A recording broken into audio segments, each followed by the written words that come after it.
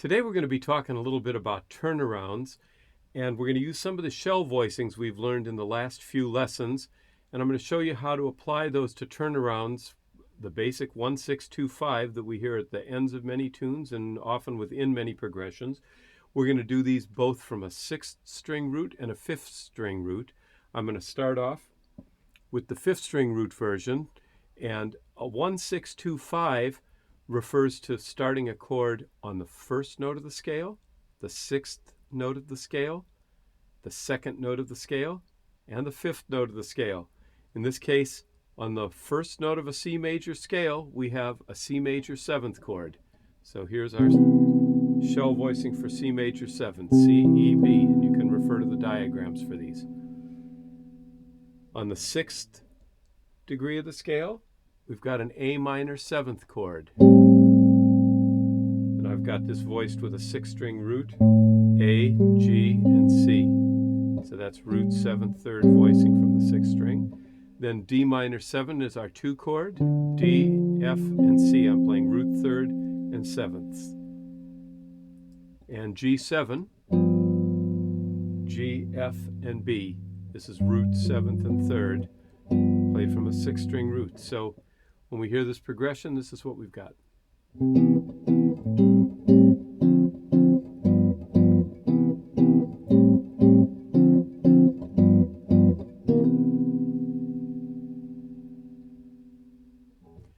Now, a common substitute that we hear all the time on this type of progression is instead of the 1 chord leading to the 6th chord, to the 2-5, we often hear the 3 chord to the 6th chord to the 2-5. And very often when we start on that 3 chord,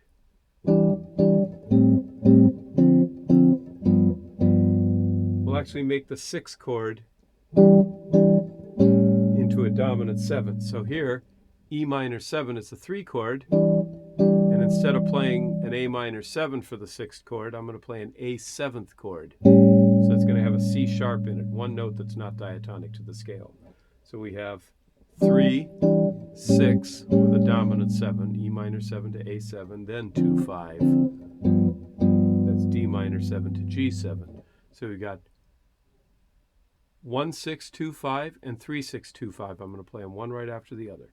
1, 6, 2, 5, 3, 6, 2, 5, 1.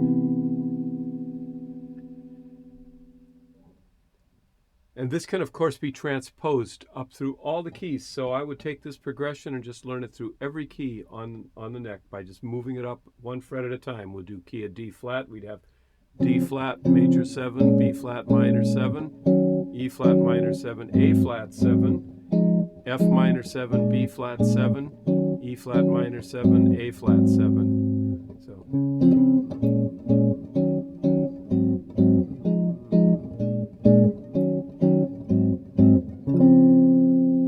and we could do key of D the same way. D, B minor 7, E minor, A7, F sharp minor, B7, E minor, A7, D, etc. on up the neck through all the keys.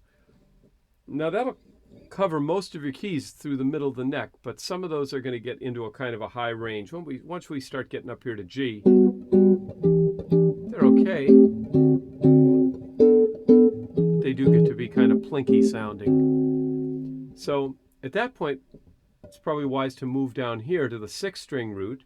And we've got G major 7 here on the 6th string root, G, F sharp, and B.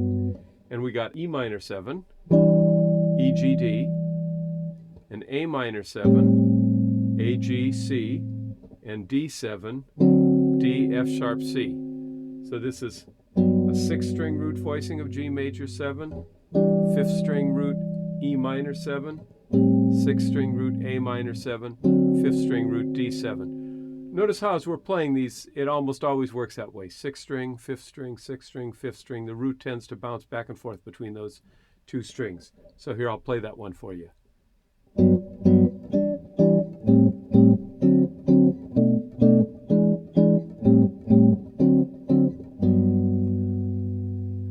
Oh, and I put in the 3/6, the B minor 7, the 3 of G, to the E7. Again, just like I did in the key of C, but just moving these chords to the key of G. So G major, E7, A minor, D7, B minor, E7, A minor, D7, G. And again, this can be moved up, key of A flat,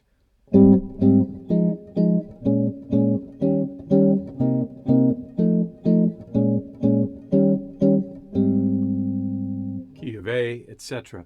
And you should learn this progression in both of its forms, starting on the 6th string root and starting on the 5th string root, through all the practical keys, really from starting on about the 3rd fret to all the way up to about the 9th, 10th fret is a decent practical range for these.